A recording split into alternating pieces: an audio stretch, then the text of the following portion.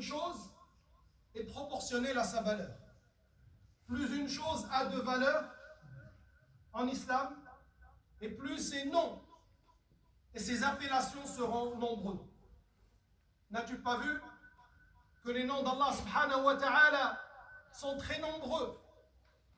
Aussi les noms du prophète sallallahu alayhi wa sallam, ainsi que les noms du Coran et les noms de certaines sourates du Coran comme la Fatiha.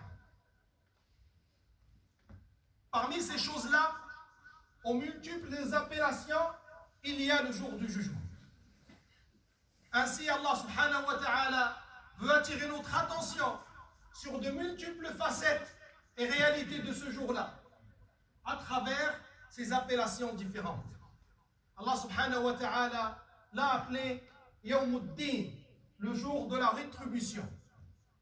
Et cela dans Surat al-Fatiha, que nous répétons plusieurs fois dans chaque prière, afin qu'Allah subhanahu wa ta'ala attire notre attention sur ce mot rétribution.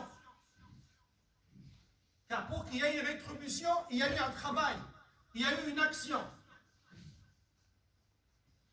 Et en contrepartie de cette action-là, de ce travail-là, il y aura une rétribution qui peut être bonne pour la personne ou bien qui peut être mauvaise pour cette personne-là.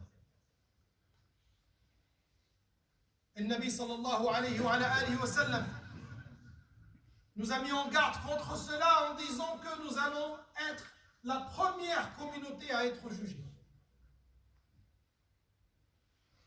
La première communauté qui sera jugée seront les musulmans.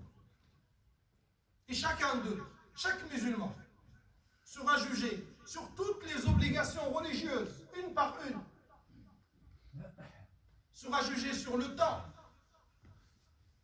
et la manière dont il l'a utilisé, sur sa santé et la manière dont il l'a utilisé, sur sa prière, sur son jeûne, sur la bienfaisance envers les parents, sur l'éducation des enfants, le bon voisinage.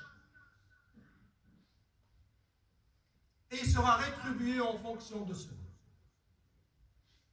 Également, Allah subhanahu wa ta'ala l'a appelé Al-Azifa, l'imminente, afin d'attirer notre attention sur son imminence et sur le fait qu'elle peut venir très vite. Et que les gens qui ont des plans de carrière sur 60 ans et 70 ans sont en réalité en train de courir un très grand risque si cette attente et cette planification se fait sur le compte des obligations religieuses. Le Nabi sallallahu alayhi wa sallam dit à ses compagnons un jour: et comment je vais goûter aux délices alors que l'ange qui soufflera dans la trompe l'a déjà mis face à sa bouche?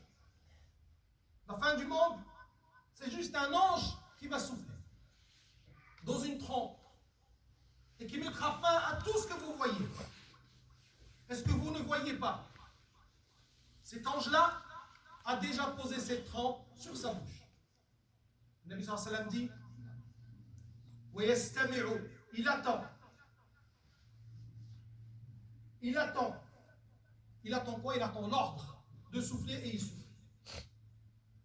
Sahaba radiyallahu anhum, thaqula alayhim hada.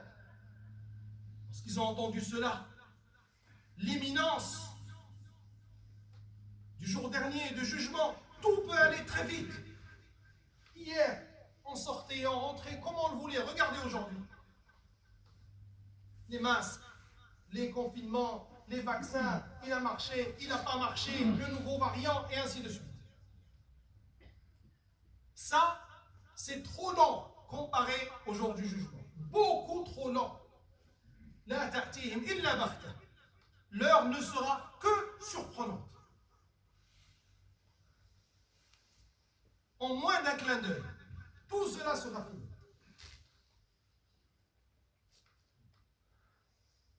Le Nabi sallallahu alayhi wa sallam a dit aux Sahaba, dit: Hasbunallah wa ni'mal wakil. Ala Allahi tawakkalna. Dites, nous plaçons confiance en notre Seigneur. أقول قولي هذا واستغفر الله لي ولكم فاستغفروه إنه هو الغفور الرحيم.